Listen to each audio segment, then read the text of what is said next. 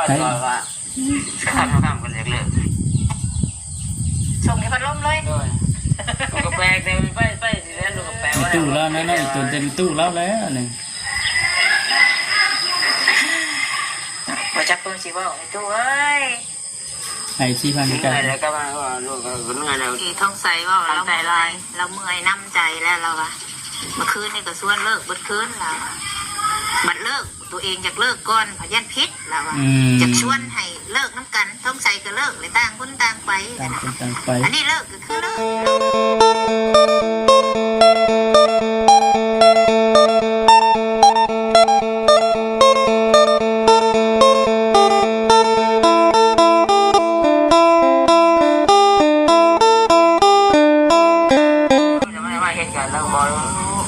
แล้วก็ดีอยู่ได้ทำมาเท่าตู้ดูดิมีไฟสองมาเนี่ยจุดแจ้งตรงน้ำเจ้ากาเมื่อนี้วันนี้คือสิบุมีน้ำตาท้องใส่เนาะบอกครับอีกเบิดละเมื่อนะเนาะล่าสุดเจ็บเบิดแต่เมื่อนั่นแหละเมื่อนี้มันต้องมีน้ำตาต้องใส่ตัดสินใจเลยแล้วนะเดี๋ยวเขาหักเข้าชุดล่าสุดคือบ้าต้องใส่ตัดสินใจเลยแล้วว่าหากว่าต้องผลบ้าจริงๆขออนุญาตนำคือแบบว่าโบล่างว่าเลยนะมันจะไปก็ไปได้จะเนาะเคยว่าหลายเทื่อหลายที่แต่กับเพิ่นโบยูนำมีแต่ที่หาทางสีเลิกสียานะพี่น้องตามทีอันนี้คือโมเมนต์ว่าบอกคำกับสอินว้าวเอาเด้อพี่น้องตามทีได้ยินในคลิปเนาะแล้วก็น้องน้ำผลเพิ่นว่านะพี่น้องบ่ได้มืดแล้วก็น้องน้ำผลเพิ่นว่าเพราะฉะนั้นมุมนี้แหละงานนะมาคนอื่นก็ถ้าสบายดีกับพี่น้องเด้อเนาะสบายดีซีกันประสุขสุขคนพี่น้องพบพ่อกันช่วงยามค่ำยามแรงทุ่มหนึ่งเดียวหรือว่า7 โมงแรงเด้อพี่น้องเลยเนาะหลังจากที่ว่าขึ้นมาแต่ไถให้แต่หน้าแล้วก็ออกไปซื้อนมลูกข้างนอกพวกนั้นก็เลยมานั่งอบรมก่อนท่านได้กินข้าวแล้วพี่น้องเลยเนาะเฮ็ดกินยังเลยมันต้มหอยนะพอดีว่าเฮ็ดก้อนบ่ก้อนเยอะมากเอาแต่เช็ดแค่ไหนบอกแค่นี้ว่าตลอดว่าคือก็เลยมานั่งฟังเบิ่งพี่น้องเลยเนาะฟังคลิปของบุญเพิ่นหรือว่าสบุญบ้านเฮาเพิ่นได้ไปถ่ายคลิปว่าทำคำกับบริมีโอกาสเข้าไปพี่น้องเลยเนาะถ้าหากว่ามีโอกาสก็สิเข้าไปถามไทยจากตัวจริงเลยพี่น้องเลยว่าเป็นจังไดจากที่ว่าเข้าไปเมื่อนั้นน่ะคือฮู้แล้วล่ะแต่ว่าพอได้มาหลังจากที่เขากลับมาวันนี้พอได้ฟังอีกเปิดว่าคือมีแต่ว่าสียาสีป้าที่ทีมเห็ดบัตรเป็นทีมห้อยทั้งเมียนเห็ดบัตรแล้วแม่นทั้งอิดนะเพิ่นว่าสีเห็ดบัตร2 คนมาแล้วก็เห็ดผู้เดียวแต่ว่าน้องน้ำฝนเพิ่นว่าเห็ดก่อนแล้วว่าซั่นเห็ดบัตรด่วนอีกเลยโอ้ได้ธรรมดาได้ใส่พี่น้องเลยเนาะเอาเบิ่งฟังไปอะไรเกิดขออนุญาตเราทางนี้ของคลิปเพิ่นเฮ้ยเอามาจะเลิกได้เหรอเลิกกันแล้วไม่ว่าตามใจที่ต้องการเอาอะไรแล้วเมื่อยเลยเนาะปันแล้วเมื่อยเลยพี่น้องเข้มแข็งนะแค่ไหนบอกแค่ได้ว่าตลอดว่าทำกันเล็กๆส่งให้พัดลมเลยลูกกระแปงเต็มไปสิแล้วลูกกระแปงว่าตู้แล้วนะอีกตัวเต็มตู้แล้วนี่มาจับปืนสิว่าไอ้ตู้เอ้ยไอ้ที่พันกันแล้วก็มาลูกก็เมื่อยแล้วท้องใส่ว่าเราใจลายเราเมื่อยน้ำใจแล้วเราอะเมื่อคืนนี่ก็ส่วนเลิกเมื่อคืนเราบัดเลิกตัวเองอยากเลิกก่อนพยันพิษแล้วว่าอยากชวนให้เลิกน้ำกันท้องใส่ก็เลิกเลยต่างคนต่างไปอันนี้เลิกก็คือเลิกนี่เราเลิกไปกับท้องใส่แล้วก็อยู่นี้ สิให้แล้วนี่แต่นี่บ่ได้ในเมื่อเจ้าก็จะอยู่อยู่บ่ต้องใส่อยู่เพราะว่ามันเป็นเงินของเจ้ามันเป็นชื่อของเจ้า ลูกจะลูกมากอะลูกก็สิเรียนคือว่าคือว่าแล้วก็เคยอยู่ในแม่บ้านเลยกันแล้วก็ใช้นอกดูดินบ้านพวกอะไรกันอย่างนี้ลูกต้องไปทำกันจ้าเลยทำมาที่นะ คือความหมายของคนใส่เป็นลูกของเราแล้วก็สิเรียกคือเบิ่งคือลูกของเราในเมืองถามว่าเลิกกันนะแล้วก็อยู่น้ำเขามาโดนแล้วหักคือลูกเราว่าแล้วก็สิเบิ่งแม่เท้า เพราะฉะนั้นถ้าทำรายการทำไปจริงกันเราไปเห็นน้ำเราก็ได้ทานนั่นก็ได้ระบอกอยู่ โอ้ถ้าว่าเมียไปนะพอเท่าไปเฮ็ดเวียกน้ำเล้า หน่อยเดี๋ยวจะไม่มาเห็นกันแล้วมอง แล้วก็ดีอยู่ได้ทางพอเท่าก็เบิ่งเงาคือเพิ่นบอกมาแหละเฮาคันเฮาดีนะพ่อนะแม่กัน ก็แล้ว พ่อแม่เป็นลูกของเขาแบบเฮาไปง่ายกันได้ คนเฮามันบ่ดีว่าง่ายๆกับคนเฮามันบ่ดีเองนะก็เลยแบบตัดสินใจว่าคัดสิไปก็ให้มันไปเลยก็ให้แบบผู้ลูกเคยถ้าว่าจะอยู่ก็อยู่แบบน่าติดใจแล้วคือต้องใส่ก็ต้องใส่อยู่ก็อยู่เพราะว่าต้องใส่ตัดสินใจว่าสิไปก็บ่ได้ห้ามนี่นะสิมาก็มาได้ในเมื่อคนเฮามันบ่มักดีมันเลือกที่สิไปว่าง่ายนะเขาก็โทษบ่ได้เขาก็ว่ายังบ่ได้เพราะว่าคนเฮามันผิดแล้วนะย่างทางผิดแล้วสิเอากลับคืนมาก็ถึงเราสิดึงสิจ้องให้ไปย่างทางที่เราพาไปนี่นะทางเขาแปลงแล้วนี่มากับโมมานั่นแหละบูป่าบูดอนไปแล้ว และพี่น้องขาดมากเลยแกครับถ้าหากว่าน้องคนคนปรับปรุงหรือปรับเปลี่ยนตั้งแต่มือจะคิดตั้งแต่ที่ว่ามือที่ว่ามันเกิดเรื่องตั้งแต่เมื่อนั้นนะก็คือที่เพิ่นกระสีว่าอีกอย่างนะแต่ว่าพอที่ว่าฮู้ว่าตัวเองพลาดแล้วก็บ่ได้การว่ากันจาก็คือฮู้กันแหละพี่น้องเนาะคือที่ได้ฟังน้องน้ำฝนเพิ่นว่ามาเนี่ยก็คืออยากปะอยากเลิกอะไรบ่ได้คิดเห็นหน้าลูกน้อยๆอย่างนั้นจักน้องยังได้ลืมชื่อเพิ่นน้องลูกน้อยๆนั่นกับแม่เลี้ยงแต่น้อยจนใหญ่อยู่จัง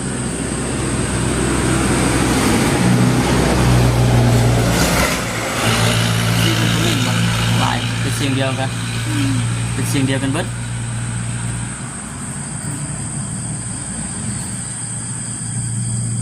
มื้อเว้นนี่น่ะคลิปลงหน่อยเดียวพี่น้องนี่เนาะบ่ได้นั่นเฮิงบ่ได้ก็เลยมานั่งคุยกันช่วงนี้นะมันจังแบบโบฟ้าวโบเว้นนี่นะบอกคำนั่งส้นแดดพี่น้องเลยนั่งพักผ่อนเศร้ามีแห้งว่าฉันเป็นประเทศไทยให้เทนาก็เลยเห็นคลิปว่าฉันไม่อย่างนี้เขาไปจอดเบิ้งในเมนจังสั้นทัดใจเอาแล้วเนาะมันมือแล้วหมดมือแล้วใครแต่ว่าคือเราอะไรเนาะแต่ก่อนก็เคยหักเพลงกันแบบชุดๆเลยเนาะลูกเราต้องใส่ว่าเนี่ยก็เคยหักเคยเพลงกันเยอะวันมากวันนี้เยอะสิไปต่อไปเราไปแป๊บเดียวเนาะนี่แหละใจคนนะสิ่งที่เราย่างสุดคือย่างใจคนเปลี่ยนได้คนมันก็ได้นอนที่บอก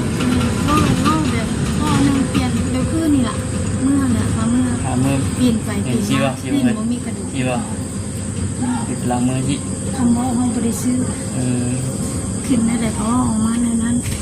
อย่ามุดอดไงดาวกูเด้อ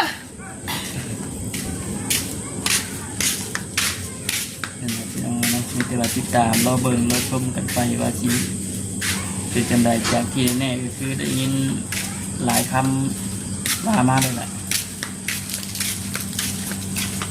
ว่า10กับสิเลิก20กับสิเลิกดูสิคนเฮาได้ยินเรื่องเลยบ่เนาะ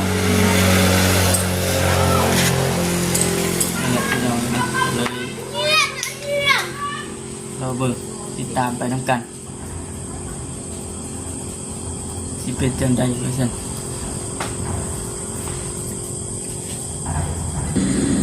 นั่นแหละพี่น้องเนาะเดี๋ยวสิเข้าไปอ่านเบิ่งอันนั้นคอมเมนต์เด้อพี่น้องเด้อคอมเมนต์บอกคำอาชีพของคำเนาะที่เป็นเสียงมาหลายแบบหลายแนว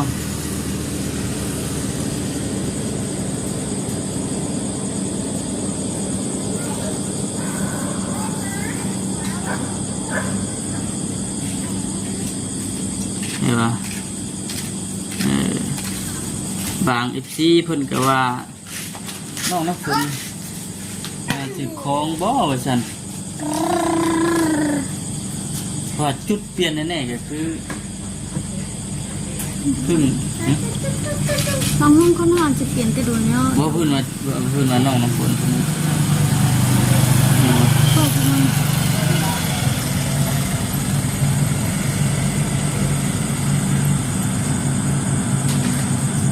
ก็ไป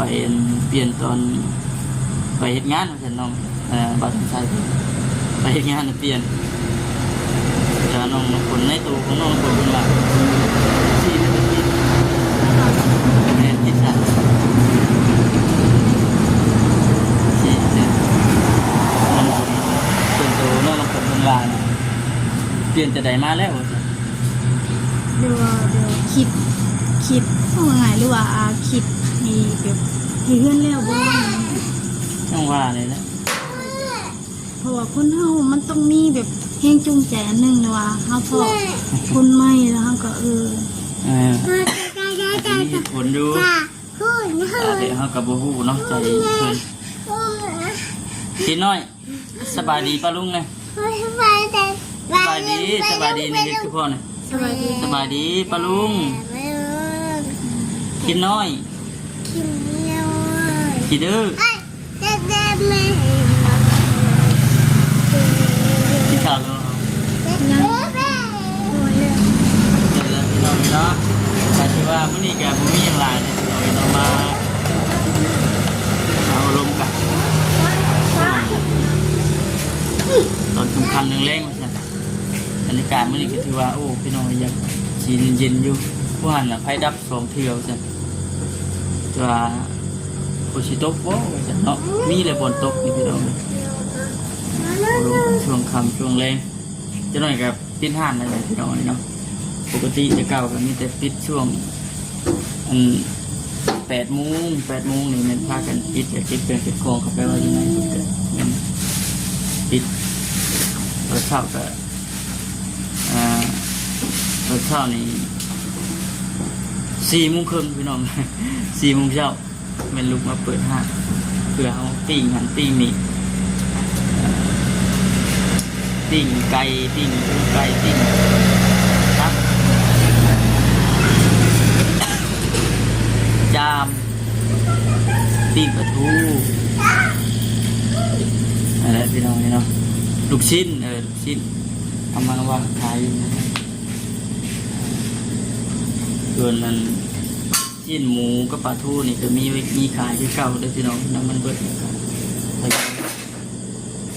ไปเอามาพิธานมาครับพิธานมาอย่าเอาลงเด้อก็เลยตื่นแต่ดึกแน่พี่น้องเลยบางเที่ยกับมือเขาเมื่อยแห้งนี่คือช่วยตื่นช่วยพี่น้องนะบางมือเวลาเขาเฮ็ดเวียกคือแบบไถนาใส่หุดสีช่วงที่ว่าพวกเขาไถหุดนี่ตื่นช่วยอยู่4 โมงเกือบจะเข้า5 โมงพุ่นแหละปิ้งลุกขึ้นมาปิ้งชิ้นไก่ปิ้งอย่างจนมาทวงมาท่านที่ตรงนี้จะมาตื่นเอามือตื่นสวยว่าให้พวกออกเดี๋ยวจะอะไรอย่างเขาบริการเขามันนักที่ตรงนี้เนาะโดนมูยเวลาไปหาห่อที่ปวก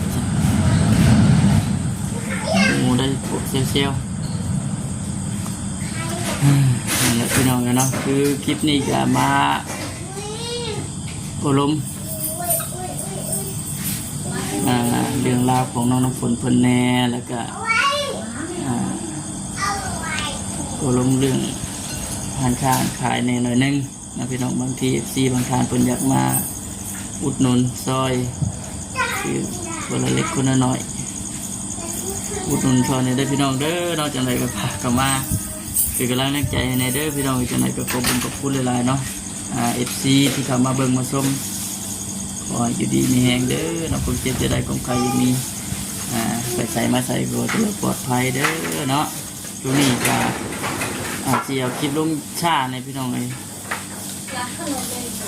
โมเมนต์เป็นเอาท่อ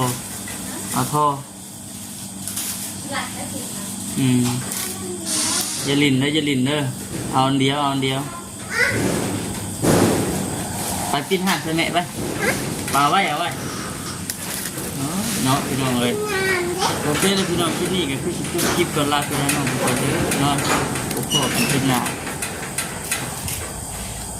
สิทานก่อนทีนี้โอเคพี่น้องเนาะสำหรับคลิปนี้จะขอการเข้ามาสบายดีพี่น้องสบายดี